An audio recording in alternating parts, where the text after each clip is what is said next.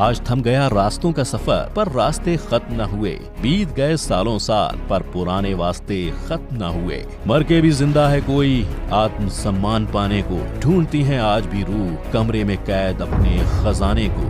अमीरों को लूटा, गरीबों में बांटा, जो ना झुका इसके आगे मौत ने उसका रास्ता काटा। क्योंकि इन रेलवे स्टेशन पर भले ही लाखों लोग सफर करते हों, लेकिन कुछ ऐसे भी लोग हैं जिनका सफर सालों पहले यहाँ हमेशा के लिए थम गया था, लेकिन आज भी वो लोगों की जुबान पर कहानी बनकर जिंदा है। क्या सच है, क्या छलावा है, ये बात आज तक सिर्फ एक रहस्य बनी हुई है। और इन सभी स्टेशन की कहानी आपको मैं बताने वाला हूँ हमारे आज के टॉपिक में, title mysterious railway station in India.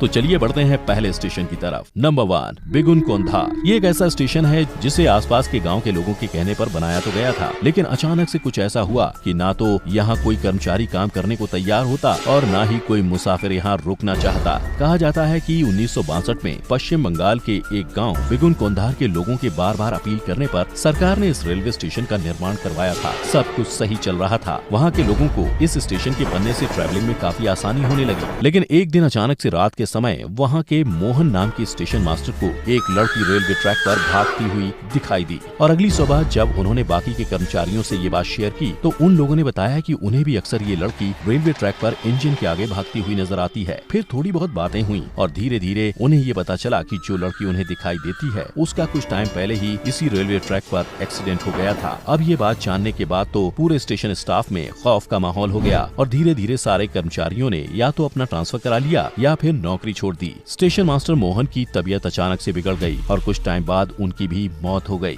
अब इसके बाद यहाँ पर नया स्टेशन मास्टर रखा गया। इस स्टेशन मास्टर के साथ भी ठीक वैसी ही घटनाएं घटने लगी, लेकिन वो स्टेशन मास्टर मोहन की कहानी से वाकिफ था, तो उसने अपना ट्रांसफर दूसरी जगह करा लिया। अब इस नए नवेले स्टेशन का ये हाल था कि स्टेशन तो था पर मुसाफिर नहीं थे। ट्रेन आती तो थी पर रुकती नहीं थी। ये स्टेशन पूरी तरह से वीरान रहने लगा और ये सब देखते हुए 1968 में इस स्टेशन को बंद कर दिया गया। लेकिन 2002 में लोगों ने फिर से इस स्टेशन को खोलने की डिमांड की, जिसके बाद यहाँ पर पैरानॉर्मल एक्सपर्ट्स ने काफी रिसर्च की, लेकिन रिपोर्ट्स में कुछ नहीं आया। और इन नॉर्मल रिपोर्ट्स और लोगों की याचिका को मद्देनजर रखते हुए 2009 में तत्कालीन रेल मंत्री ममता बनर्जी ने ये स्टेशन एक बार फिर चालू करवा दिया। लेकिन आज भी यहाँ पर शाम 5 बजे के बाद ना तो कोई कर्मचारी और मुसाफिर दिखते हैं और ना ही कोई ट्रेन रुकती है। यानी सूरज छिपते ही अगर यहाँ कुछ नजर आता है तो वो है सिर्फ वीरान सन्नाटा। Number 2, Badok tunnel number 33। Badok tunnel जो कि दिल्ली शिमला के रास्ते में है, उस सबसे लंबे टनल की नींव का इतिहास एक ऐसे सच्चे और ईमानदार विदेशी इंजीनियर के खून से रंगा हुआ है जो अपनी कड़ी मेहनत और परफेक्ट काम के लिए जाना जाता था। लेकिन उसकी एक छोटी सी गलती की कीमत उसे अपनी जान से चुकानी पड़ी, वो भी अपनी मर्जी से जान देकर। इस टनल के आसपास रह रहे लोगों का कहना है कि वो इंजीनियर आज भी यहाँ मौजूद है। दिल्ली टू शिमला का रूट काफी चढ़ाई और पहाड़ी वाला है, जिसमें कई सारे टनल्स आते हैं और उन सब में सबसे लंबी टनल है टनल नंबर 33, जिसके पीछे की कहानी काफी दर्दनाक है। सन 1898 में अंग्रेजों ने दिल्ली से शिमला के लिए ट्रेन चालू करने का प्लान किया, लेकिन इस रूट की सबसे लंबी और सबसे गहरी टनल नंबर 33, जिसका काम अंग्रेजों ने सबसे विश्वास पात्र और रेलवे के एक सफल इंजीनियर कर्नल बैडोक को दिया गया।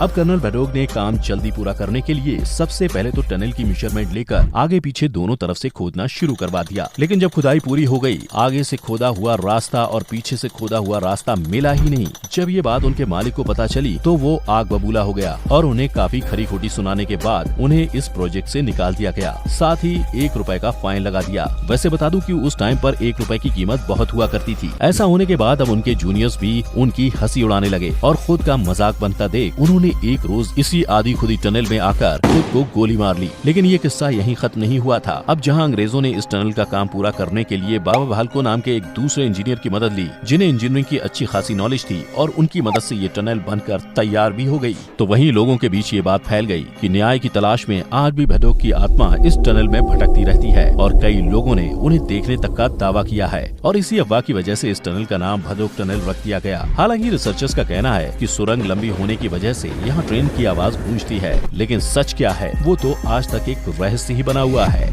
नंबर 3, पाताल पानी रेलवे स्टेशन। इस रेलवे स्टेशन से जो भी ट्रेन बिना रुके गुजरती है वो ट्रेन आगे जाकर किसी न किसी हादसे हादसे का शिकार हो जाती है, क्योंकि यहाँ पर एक मंदिर है और यहाँ से गुजरने वाली ट्रेन के ड्राइवर कम से कम 2 मिनट रुककर और हॉर्न बजाकर सलामी देते हैं और उसके बाद ही आगे बढ़ते हैं, क्योंकि ये मंदिर कोई भगवान का नहीं बल्कि एक क्रांतिकारी तात्या मामा भील का है, जिसे वहाँ के लोग MP का रॉबिन हुड कहते हैं, क्योंकि ये अक्सर अमीरों को लूटकर गरीबों में पैसे खाना बांट देते थे। अब ऐसे ही एक बार तात्या मामा ने अपने साथियों के साथ मिलकर एक अनाज से भरी पूरी मालगाड़ी ही लूट ली, जिसके बाद अंग्रेजों ने उन्हें गिरफ्तार करके जेल में डाल दिया। लेकिन अब बाकी के क्रांतिकारियों को ये खबर मिलते ही उन सब ने जेल के बाहर आंदोलन शुरू कर दिया, जिससे अंग्रेजी शासकों की नाक में दम हो गया। और फिर उन्होंने क्या किया? वो तात्या मामा को ट्रेन के रास्ते ले गए और उन्हें मारकर इसी स्टेशन के पास एक जंगल में इनकी लाश फेंक दी। अब इस घटना के बाद से अचानक से यहाँ पर रेल हादसे बढ़ गए। कई लोगों ने तो ये तक दावा किया कि उन्हें एक अदृश्य सी शक्ति के होने का एहसास भी हो रहा है। अब इतना सब होने के बाद इस मुद्दे को लेकर गाँव की एक पंचायत बैठी और सबने मिलकर ये डिसाइड किया कि यहाँ तात्या मामा भील का एक मंदिर बनाना चाहिए। अब ऐसा कहा जाता है कि इस मंदिर के बनने के बाद यहाँ रेल हादसे पहले से बहुत कम हो गए और इसी मंदिर पर हर ट्रेन, हर सवारी, हर यात्री 2 मिनट रुककर नमन करके जाता है। Number 4, Ludhiana station. दोस्तों, वो कहते हैं ना, जब किसी को कोई चीज बहुत प्यारी होती है तो मरने के बाद भी उसकी आत्मा उस चीज के इर्द गिर्द घूमती रहती है। और ऐसी ही कहानी लुधियाना रेलवे स्टेशन के आरक्षण केंद्र के एक चैम्बर की है, जो कुछ सालों पहले हमेशा के लिए बंद कर दिया गया था। लेकिन आज कोई उसके अंदर जाना तो दूर, उससे छूता तक नहीं है। यहाँ के रेलवे कर्मचारी बताते हैं कि कुछ सालों पहले यहाँ पर सुभाष नाम का एक आदमी काम करता था, जिसे अपने काम के साथ साथ अपनी वो कुर्सी और वो चैम्बर दोनों ही बहुत प्यारे थे, जहाँ वो बैठकर काम किया करता था। लेकिन एक दिन अचानक वहीं बैठे बैठे उस बंदे की मौत हो गई, जिसके बाद उसके परिवार वालों ने उसका अंतिम संस्कार तो कर दिया, लेकिन पता नहीं क्यों, क्या या कैसे जो भी नया बंदा सुभाष की चैम्बर या कुर्सी पर बैठता, वो या तो बीमार पड़ जाता या फिर उसकी जिंदगी कई केसेस, मुकदमों की वजह से तबाह हो जाती। अब हालांकि इसकी सच्चाई क्या है, लेकिन फिर भी क्योंकि ये घटना काफी लोगों के साथ घटी, तो इसलिए इस कमरे में इस शराब से बचने के लिए कई बार हवन, पूजा पाठ भी करवाया गया। लेकिन इसका उन लगातार हो रही घटनाओं पर कोई असर नहीं हुआ। तो आखिरकार रेलवे विभाग ने हार मानकर उस कमरे में हमेशा के लिए ताला लगा दिया। अब ये एक मनगढ़ंत कहानी है या नहीं, ये तो कोई नहीं जानता, लेकिन लुधियाना स्टेशन के इस वीरान कमरे पर आज भी एक बड़े से ताले का पहरा है, जिसके पीछे की असली वजह की तलाश अभी भी जारी है।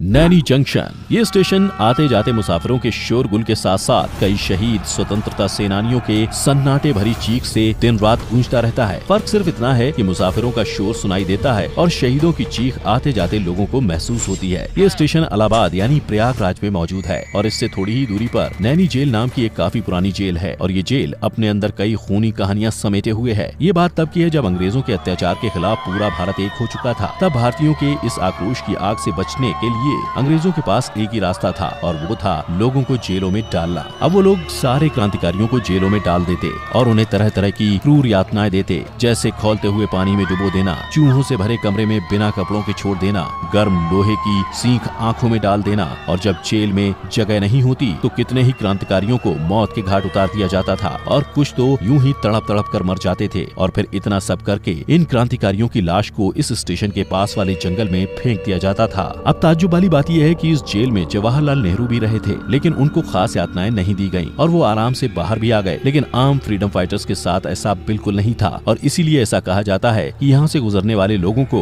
उन तड़प तड़प कर मारे गए क्रांतिकारियों के होने का एहसास आज भी होता है, रात के सन्नाटे में इन कैदियों की चीख की गूंज से। तो ये थे कुछ ऐसे रेलवे स्टेशन का सफर जो अपने आप अलग थलग और साधारण न होने की वजह से काफी फेमस है। अब क्या इनकी कहानियाँ इनमें आज देखे गए हादसों के बाद बनी है ताकि लोगों को ये सब सुन के मजा आ सके और ये बात वायरल हो सके, या ये सब सच है, ये तो अब आपको ही डिसाइड करना है। क्योंकि हमारा तो आप जानते ही हो, जब तक साइंस कुछ भी नहीं कहता, हमें ऐसी बातों को पानी में थोड़ा नमक घोल के ही लेना चाहिए। अब दोस्तों, आप मुझे बताओ, ये जितनी भी कहानियां थी, इनको आप कितना सच मानते हो और कौन से स्टेशन की कहानी आपके दिल को छू गई? मुझे कमेंट में जरूर बताइएगा।